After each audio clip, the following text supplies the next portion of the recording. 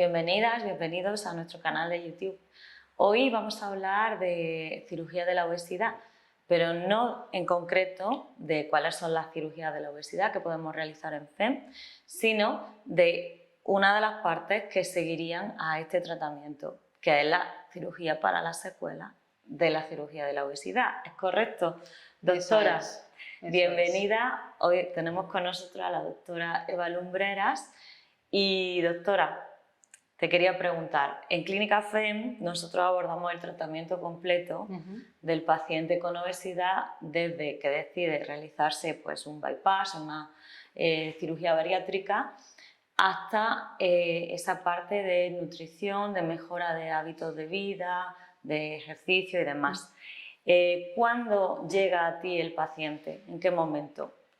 Claro, normalmente nosotros el paciente exobeso, porque ya le consideraríamos exobeso, es aquel en el que ha tenido una pérdida importante bien tras la cirugía bariátrica y que presente una estabilidad en el peso. O sea, ha debido de cambiar sus hábitos de vida, ha debido de perder el peso adecuado, debe tener un peso adecuado y que lo tenga estable, que no sufra variaciones y oscilaciones en el tiempo.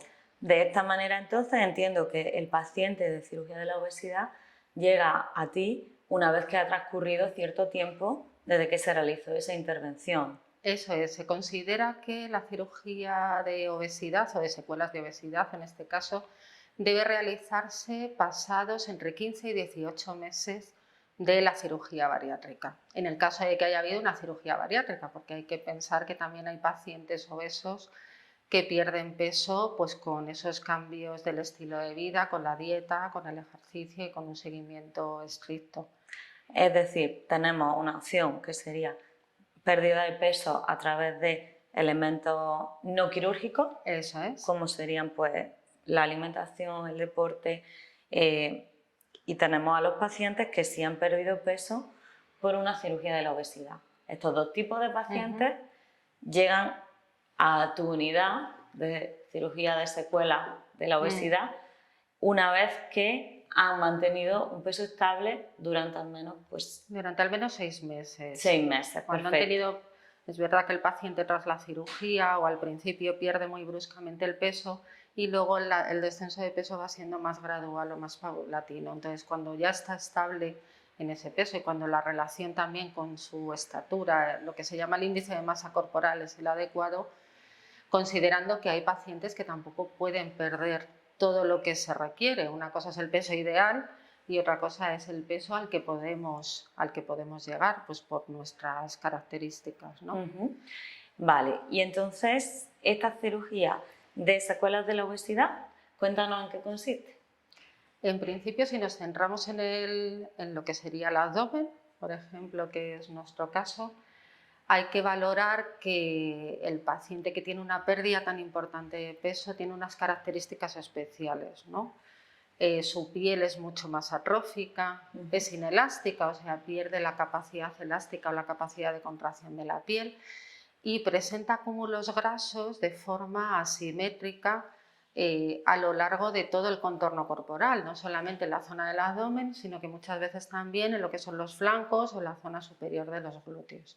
Entonces hay que hacer una valoración muy individualizada para ver qué exceso de dermograso tiene, o sea, cuánta exceso de piel y de grasa tiene, si hay una afectación también de la pared abdominal, porque estamos hablando de pacientes que tienen mucho volumen y que cuando pierden peso su pared abdominal se puede encontrar debilitada, pueden encontrarse los músculos separados, pueden tener hernias, pueden tener alguna eventración y hay que valorar a lo mejor una cirugía conjunta. O sea, es una valoración muy individual. Ahora, acabas de decir que en estos casos se puede valorar una cirugía conjunta, es decir, si yo tengo un paciente que ha tenido pues, una hernia o una distensión abdominal, ¿podríais abordar a la vez ambas cosas? Claro. El quitar ese exceso de piel y el reparar esa hernia, por ejemplo. Eso es, en esos casos se hace una cirugía conjunta entre cirugía plástica, entre los cirujanos plásticos y los cirujanos generales, pues por si es necesario poner una malla o hay que hacer alguna aplicatura de los componentes internos, y en ese caso se trabaja de forma conjunta. Se repararían en la misma cirugía las dos patologías, por así decirlo. Decía antes, Eva, que en el caso del abdomen podemos tener una abdominoplastia, ¿no? Para eliminar ese exceso de grasa y de piel. Si ese exceso está en las cartucheras o si está en los brazos, ¿qué opciones podemos ofrecer al paciente?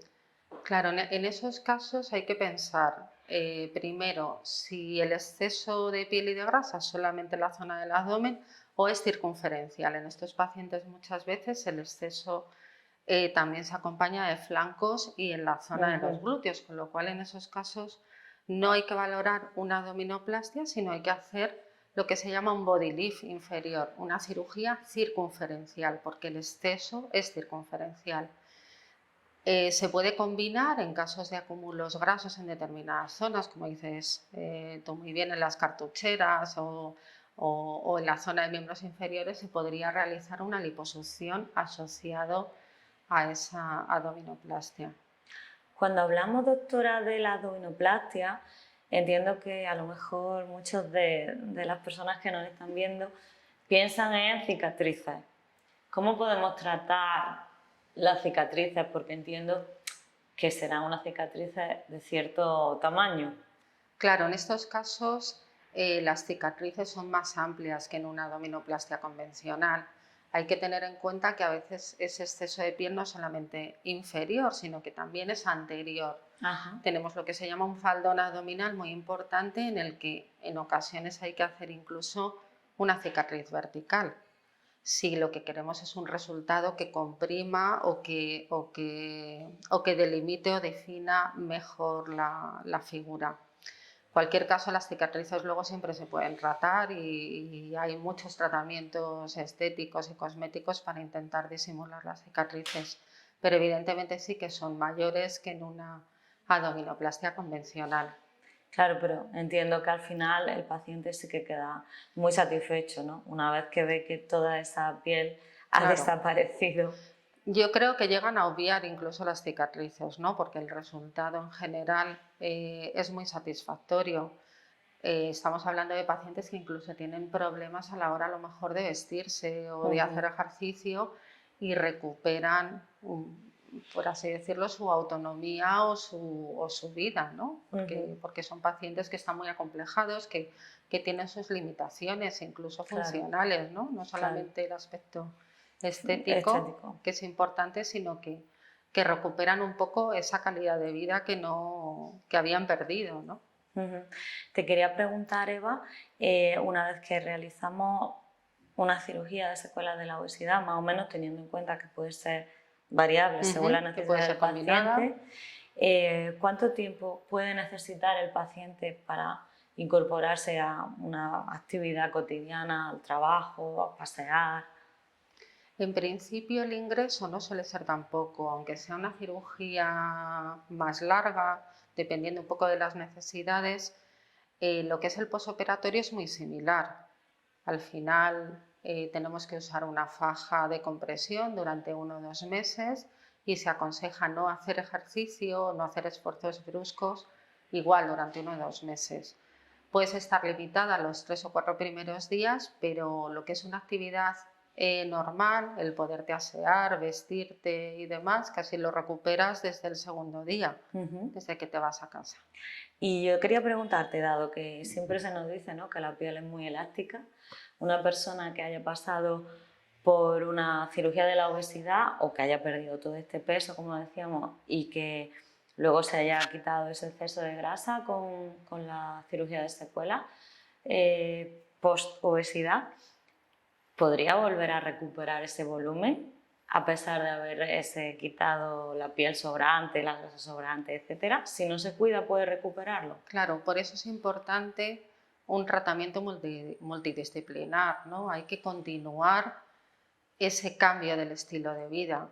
Hay que mantener unos hábitos de vida saludable, hay que mantener una alimentación adecuada, porque también tras una cirugía bariátrica, por ejemplo, se producen trastornos nutricionales de déficit de vitaminas o de algunos nutrientes que hay que complementarlos.